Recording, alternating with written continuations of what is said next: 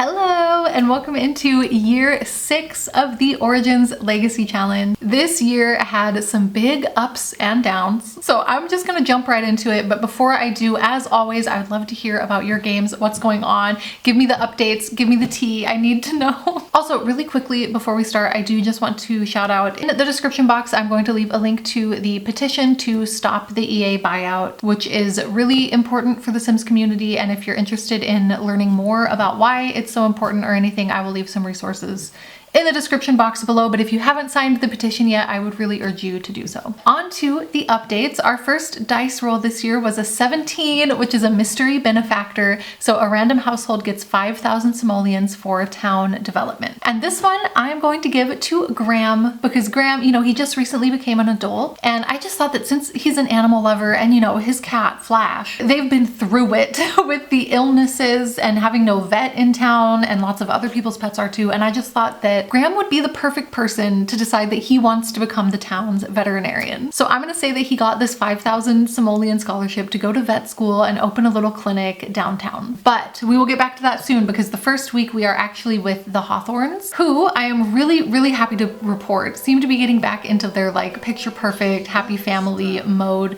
Like, this is so idyllic that they're all just hang out together. They're reading books. Landon is also teaching Annalise how to talk. She's the cutest toddler ever. Like, we just love them. Faith is back on her painting grind. You know, just because she has 3 kids doesn't mean she's giving up her position in the painting world. And I have to say, actually, she is successful, highly successful. Like, mostly because of Faith's paintings, the Hawthorns are rich. They really made it here. They made it to where they are because of Faith's painting talent, and I think that's beautiful. Believe me when I say that I am taking enormous amounts of taxes from these people. Just piles and piles of money from them every year. They're basically solo funding the entire town and all of the town projects by themselves, as the rich should. Anyways, they also celebrated Founders Day with a nice pancake breakfast, and then they went to the park. Doris begged for barbecue. Like, this is the face of a dog that smells of barbecue. And Annalise slept through the festivities, but it was still good. She's a sleepy girl in general. We did have another UFO sighting this week. I thought that maybe they were popping in to check on Quinn, and then I got scared that they might try to take Quinn away, and they better not, because like that's my alien baby now. But no, it turns out that they were just here to abduct Faith. For what reason, I don't know. I hope she had a fun time. Speaking of Quinn, she's also going through a phase where she loves music, so we got her a violin. We're gonna see if she likes playing instruments. Doris turned blue, which is really cute, but it's also very concerning, so I do hope that Graham gets his vet clinic open soon, because between this and Truman having a Rudolph nose, like, the pets in this town really just need some attention. Faith and Landon went out for Love Day, and they sat in their cute little rose garden in the park. Nina and Aubrey were also there. I love that this is like the romantic date spot in the park. Georgia asked if she should go on a date with this lady, which I thought was an odd thing to call Landon about after last year starting a fist fight with him and then smearing his name all around the town. But like, I don't know. And then she came over at midnight, and I was like, well, is she here to patch things up? But then she just beat the hell out of Henry's stuffed dinosaur and then left. I can't even pretend to know what's going on in George's head anymore, honestly. So on to week 2, where we will be going to George's house. The dice roll this week, we are so lucky and blessed by these dice, because we just got another completely free lot for a great discovery. I am gonna use this to build the Murakami's house, because there are 4 kids living in a 1-bedroom home right now, and I'm not okay with that. And Kaylee is just a single mom. She's trying to start a small business. She's trying to take care of her 4 kids, and I just really think that they need and deserve this. And I would really love to see them in like a big house that has space for everyone before the teens grow up, and there's no way that we're gonna save up for that in time, you know? This is like one project we're not gonna have the time to save up for. So I'm gonna say that the great discovery was that they found gold on their land, like a lot of gold, because since this neighborhood, I'm gonna build it all Victorian houses, and it makes me think of the Gold Rush era. Like, I grew up in a Gold Rush region, and all of the Victorian houses that popped up during that time I think they're so cool. So that's the story. And here's the house. Look, I'm not a builder. We know this, but I think it looks pretty good for me. For my standards, for myself. You know, we've got this really cute porch with like all of these plants. I really like it. And then in the entryway, we've got a nice little counter, and I tried so hard to make it look lived in, like people actually live here. Through this door into the little living room, they have a sitting area around the fireplace. It's very cute. And then through here, I made like a family game room, like an activity room where they can hang out together and just do stuff as a family. And then I'm saying that this downstairs bathroom is Kaylee's bathroom for herself. She deserves that as a mom of 4 children. And then of course, through here, we will have the dining room and the kitchen, which are really nothing special. I'm just doing my best. So that's the downstairs. And then when we go upstairs, we have all of the bedrooms. So this one over here is Kaylee's room. I think it's really pretty for her. Suits her style, I think. And then down the hallway, we have the boys' rooms. So this is Christopher's room. I figure he's like a Boy Scout. He gives me Boy Scout vibes. And then Carrie's room, of course, our teenage shady party animal. It's his vibe for sure. The boys' bathroom, I mean, what can I say? It's a boys' bathroom. I wasn't gonna do anything great to it.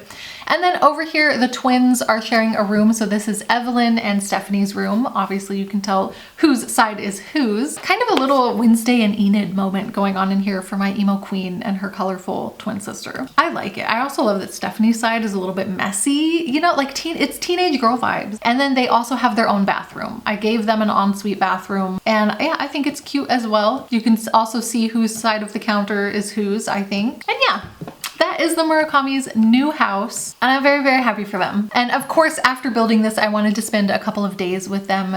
They're such a cute family. Look at, they're playing the games together in the game room. And then I thought, okay, if Kaylee is gonna be running our town's cafe, bistro, restaurant thing, we need to start getting her cooking skill up. And while she was doing that, of course, Carrie decided that he's gonna be a gamer. So he's a shady party animal gamer guy. We all know one. We've all been there, I think. Also, the boys' toilet is already stinky. Like I told you, this is a boy bathroom. Stephanie has a crush on Cheyenne, and they had a little flirt over the phone. And then Carrie wanted to chat with Amelia, which eventually became wanting to flirt with Amelia. She came home after school with his sister Stephanie. So this was his chance to like try and rizz the girl up, and Amelia said, mm-mm. She was not having it. I was so proud of her. I was like, that's my smart girl. And then it said Carrie learned that Amelia is loyal. So I don't know what that means, considering her and Graham aren't together. But I don't know, maybe she's so loyal to their flirtationship anyway, or maybe she just used it as an excuse. You know, she was like, sorry, I have a boyfriend. It could be, I don't know. But unfortunately, Grace may not be as safe from the terror that is Carrie. So speaking of the Oaks, let's go spend the rest of the week with them. The first thing I see is that Jeffrey has become a teen, and he's decided that he wants to be a mansion baron. He's going full rich kid. Like he aged up with some interesting outfits. Honestly, I just left it. I was like, clearly he's got a whole vibe thing going on. A rich kid with weird outfits. Who am I to intervene? Graham also, of course, like I said, aged up. He's our first founding child, and he's an adult now. I kind of just want to cry. Like, my little babies are growing up. So I used the 5K from last week's dice roll to help him build his vet clinic downtown. It's not much. It's really basic, but he's gonna save up and improve it as he goes. He's now the sole income earner for the Oaks household since his dad left. And I'm sure that doesn't add any resentment to their bad relationship at all. But his first patient was a cat named Gucci. It didn't really seem like he knew what he was doing, but we're gonna trust the process for him. He's learning. And then Landon also came in with Doris. I'm so glad to see our beloved pets finally being treated. Landon is also so happy that Doris is better. Back at home, Grace wanted to invite Carrie over, and they really hit it off. Grace immediately became flirty. Carrie whipped out an entire guitar. And I feel like something's got to give, and I'm a little bit angry. Which even Grace was a little bit icked out from, but she's still smitten. They even moved their convo outside, and I was like, for what?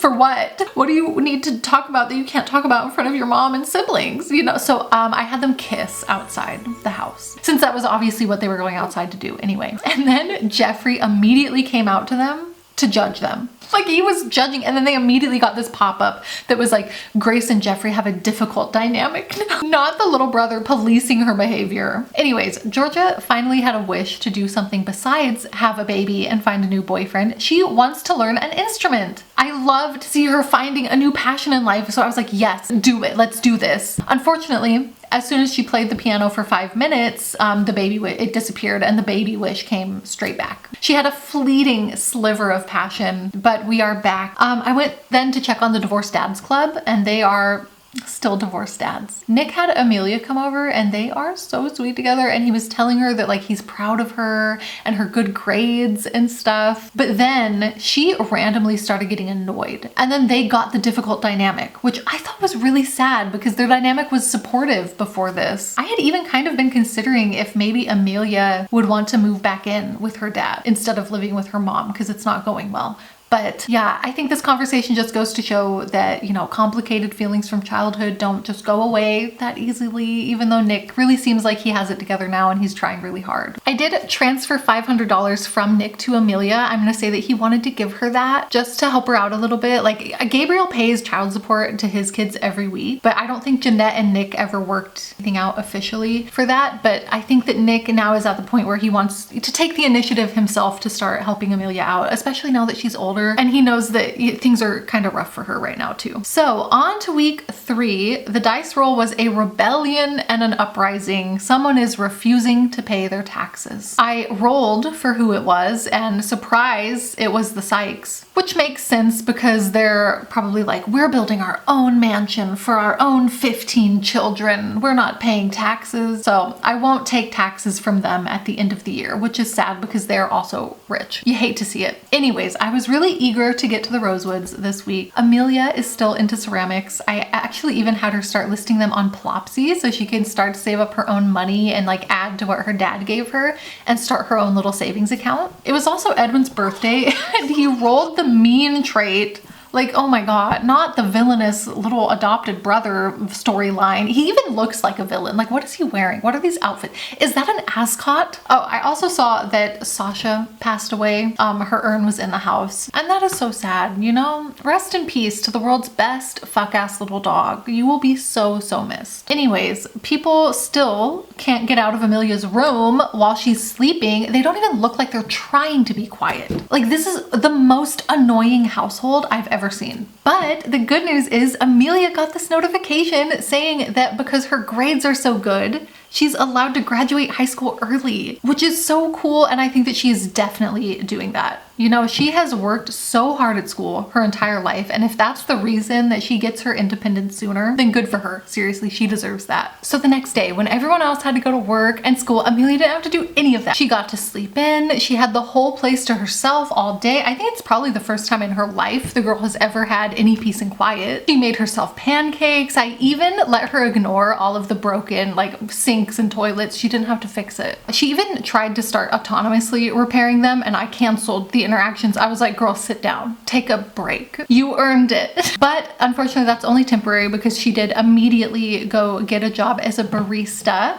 I'm saying that it's at Kaylee's new cafe. I don't know technically how that works with like small businesses and employees, but for the storyline, we're saying that Amelia works at Kaylee's cafe now. Sadly, she did sleep through her first shift, so that's not like a great look for her first impression at work, but I'm not gonna judge her for it. You know, like she maybe deserved more than a single day off in retrospect, but she made up for it by studying up on mixology at home so that when she does arrive at work for her real first day, she will be the star employee. As we know she will be. She's also been selling her ceramics for a lot. Like they are making her quite a bit of money, but Jeanette also keeps breaking them. It's so rude. And finally I decided that Amelia needed to yell at her mom about it and be like, why are you doing this? Enough is enough. You know, and right after they had this fight, Jeanette's midlife crisis ended. So maybe this was a wake-up call for her. I don't know, but it might also be too late. We know how Amelia likes to hold a grudge, but I am gonna say that either way, her mom agreed to pay for all of her ceramic supplies from now on. In the other half of this household, Devin and Stevie are doing horribly in school, but they did invite Henry over and he's a teen now, and look at him. First of all, the return of the platinum blonde, like, okay girl, I see you this is a dream you've had since childhood. I will allow the blonde hair now that you're a teenager. Jeffrey asked Stevie to hang out, which is cute. I always thought that they might like each other, so I'm kind of rooting for this pairing, but as they get older, I'm not sure how it's gonna work because they're definitely like opposite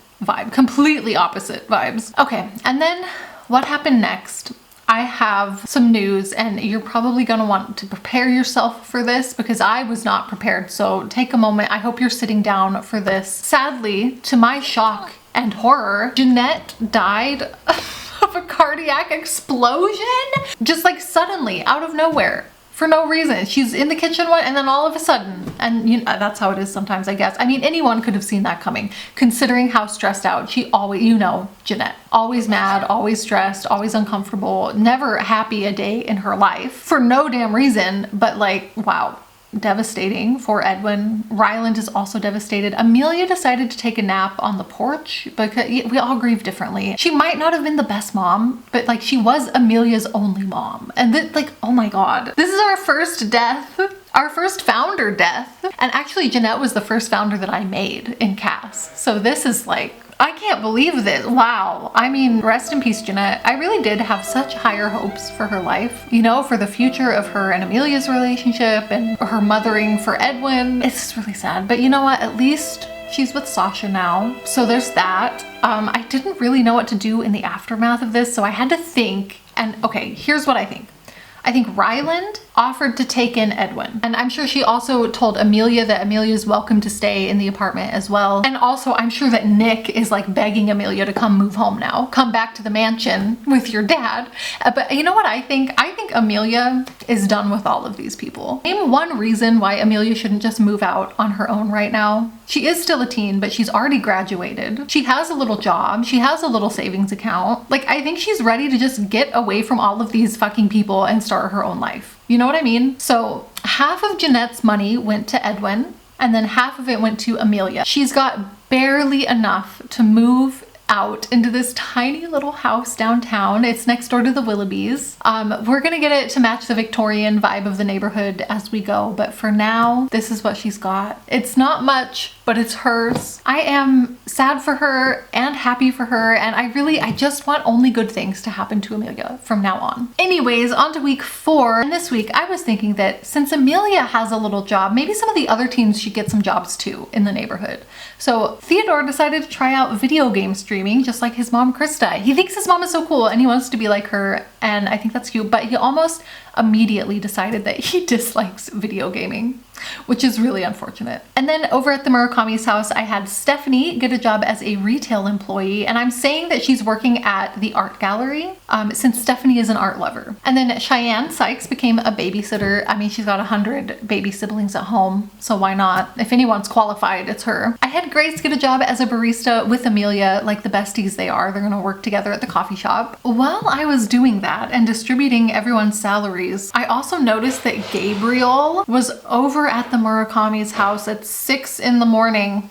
I mean, him and Kaylee were talking on Cupid's Corner recently, and now I've got my eye on them. I don't know, maybe they could be kind of a cute couple. Anyways, we are officially at the Willoughbys this week, and honestly, sometimes I don't even know what to do with the Willoughbys because they are just like, all they do is hang out together and be wholesome. And pet Truman. Like, it's really just all good vibes over here. All I can say is like, get you someone who looks at you like Mitchell looks at Krista in the kitchen and in the front yard and in the park and everywhere. Like, it's sickening. So just because there wasn't much else to do, I did have Astrid become a spellcaster, and look how cute she is. I wasn't gonna have her like commit to that because again, it might just be a teenage girl phase, but I was bored. I'm sorry. There wasn't anything else to do with this family. But then she got in a fight at school.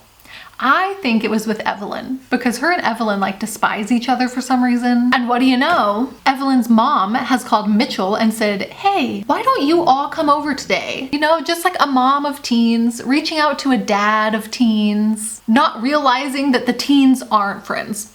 You know, like, what a vibe. Mitchell is sick.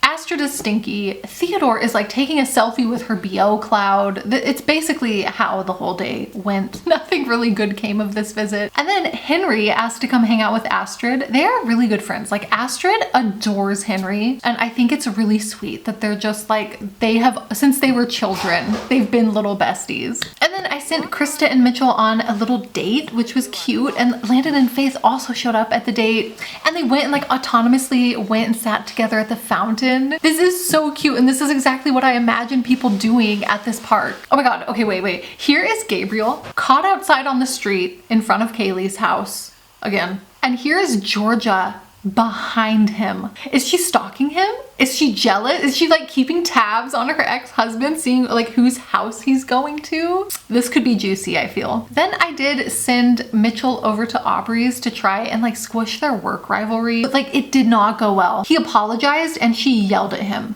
And then he complimented her house. He was like, oh, you have such a lovely home. And she was enraged. I don't understand what's going on, but I've decided that I don't think there's any hope for this work rivalry. So Mitchell is never going to get promoted again unless him or Aubrey leave the gardening career, which Aubrey wants to do anyway to start her wellness stuff. So I thought I'd take a few days to really focus on getting that set up for her so that she can quit and be out of Mitchell's hair. And what do you know, when I loaded into her house, she had a wish to quit her career. So no time like the present, I had her host her first ever guided meditation session. The weather isn't great, but like sometimes you can't wait for the perfect moment. You know, you have to take the moment and make it perfect. Unfortunately, in this situation, that was not the move because her one single participant almost froze to death. So also Aubrey and Nina are at a weird point in their relationship because like somehow they're engaged. I don't know, they got some notification. Somebody else like got a phone call from Aubrey saying like, I found a ring in Nina's bag. I think she's gonna propose. And then yeah, next time I came over here, they're engaged. But the stupid thing is that they're not even like romantically together. Their status is still just awkward friends. They're not even that good of friends, to be completely honest. I don't know, but in addition to all of that, they're also on the verge of breaking up. What is this? It's like Schrodinger's relationship. I don't know. I had Aubrey try to talk over her relationship fears and Nina must have like made fun of her or something because it didn't go well. And then I had her enthuse about their upcoming wedding to relieve the tension and Nina was mean about that too. So then I had Aubrey express her doubts about the wedding as anyone would at that point. And then they got in a fight, like an actual fight. And yeah, they broke up. Graham witnessed the whole thing. So, you know, great things happening at Aubrey's household. Next, I went over to visit Mason and Jocelyn, our local author and single dad, and Jocelyn has aged up. Look, another emo in our town. It's more likely than you think. Anyways, Mason is like such a good dad.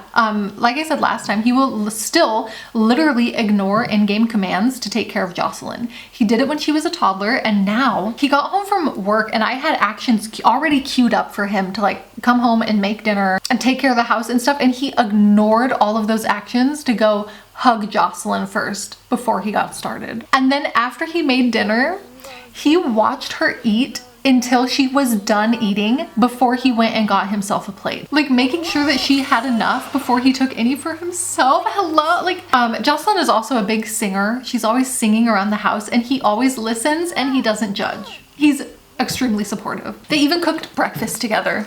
I didn't even tell them to do that. And I feel so bad because Mason is a romantic and he wants love so bad and he keeps getting wishes to like go on dates, but there's no one in town interested in him. He invited Kaylee over. You know, she's single, but when he asked her on a date, she straight up denied him, which I've actually never seen in this game before. She actually said no to the date. I've never seen that happen.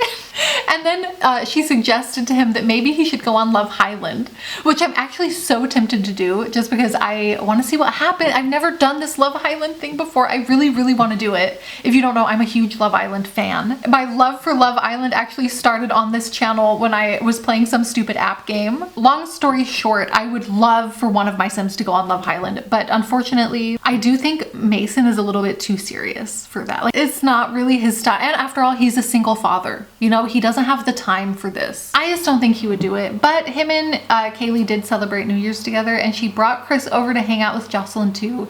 So hopefully there's at least some like single parent, neighborly camaraderie going on here between them. I also did some renovations to their house. Nothing huge. I want to keep this like a simple starter home bungalow, you know, as like a cheap option for people to move into, but I did style it up a little bit. Like I think I want to go for a mid-century modern vibe in here. It's not perfect yet, but again, as I keep saying, it will get there eventually. So to close out the year, we took yearly taxes, and even without the Sykes, who are rebelling and uprising, I managed to throw $51,000 in the town fund. 30 of that came just from the Hawthorns alone. So expect some big improvements to community lots coming in the next year. I am very, very excited. I feel like the challenge is really getting on, like the town is coming together. So I'm having so much fun, and I hope that you are too in your games. And again, please let me know. I would love to hear what's going on. And yes, sign the petition if you haven't done so already. Again, it's in the description box. And besides that, I will say goodbye. Thank you so much for hanging out. I hope you had a good time, and I hope I will get to see you in the next one. Bye.